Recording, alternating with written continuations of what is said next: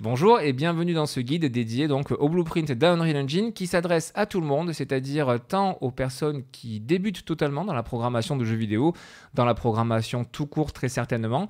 Dans ce cas-là, vous allez voir pourquoi à l'aide du blueprint, vous allez pouvoir créer vos jeux sans devoir taper justement de lignes de code, d'apprendre un langage de programmation, d'apprendre une syntaxe, on va voir ça dans un instant.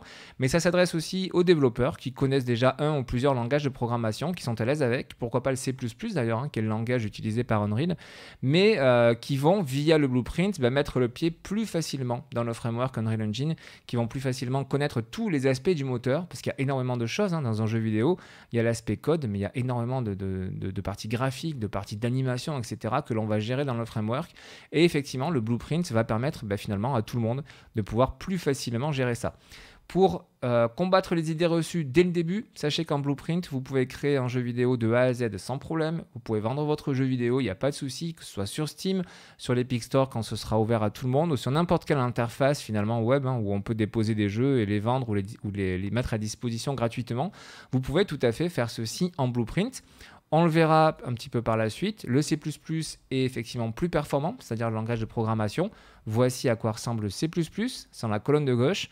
Donc on est dans un langage de programmation classique, en ligne de code, dans lequel on va devoir respecter des syntaxes. Par syntaxe, j'entends les parenthèses, j'entends les points-virgules en fin d'instruction, toutes ces choses-là qui font que le code pourra être interprété justement par le moteur. Et dans la partie de droite, on a ici du visual scripting, donc en l'occurrence le blueprint.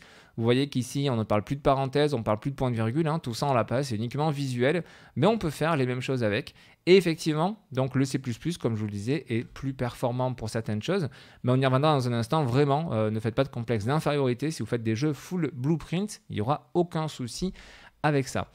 Concrètement, ça ressemble à quoi? Je vous ai préparé ce petit exemple et bien entendu, au fur et à mesure qu'on va avancer dans ce cours, on va voir concrètement chacun de ces aspects-là. Mais voici, pour vous montrer que vous pouvez facilement comprendre comment va fonctionner donc le blueprint. Ça se présente sous forme de nodes, comme je vous le disais, c'est-à-dire ces blocs. Et ces blocs, on a plusieurs types. Je suis ici sur un événement et je vais vous demander de vous projeter un petit peu dans une action. Admettons que dans le jeu, on est en train de piloter une voiture, qu'on roule assez vite et un animal traverse. Nous avons ici un node qui va représenter un événement. On verra ça par la suite.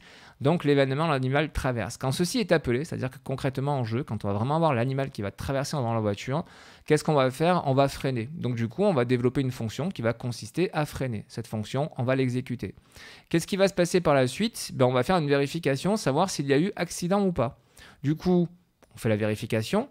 Est-ce qu'on a un accident? Oui, on a un accident. True en anglais signifiant vrai, pardon. False signifiant donc faux, donc non. Si on a un accident, à ce moment-là, on va vérifier la santé. Donc on rappelle une nouvelle action.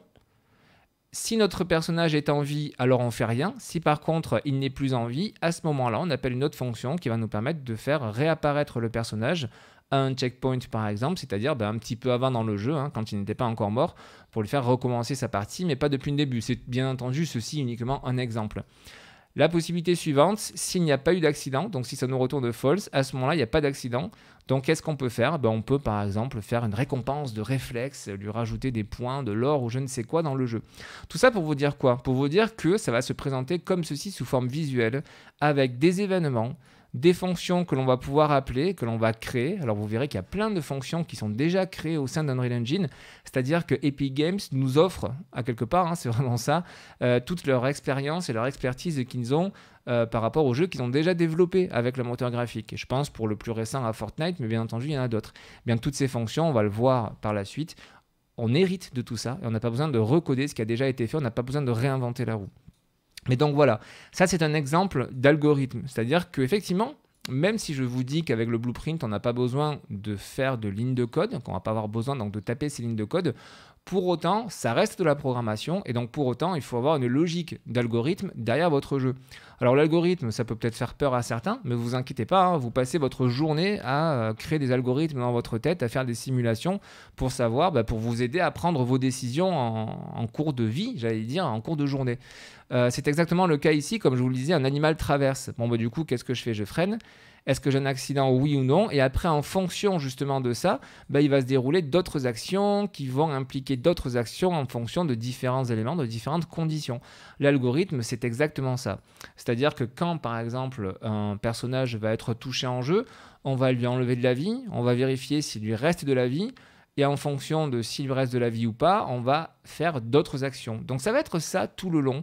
Et grâce justement au blueprint qui est visuel, c'est du visual scripting, eh bien je trouve que pour commencer la programmation, c'est génial parce que visuellement parlant, on peut bien voir, vous voyez ici, j'ai une première version de ce qui peut se passer si on a un accident.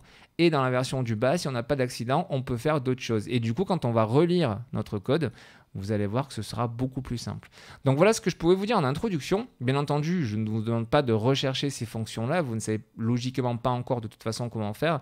Ça, je voulais juste préparer à titre d'exemple pour vous illustrer un petit peu ce qu'est le blueprint d'Unreal. Et on va rentrer maintenant donc un petit peu plus en détail là-dedans.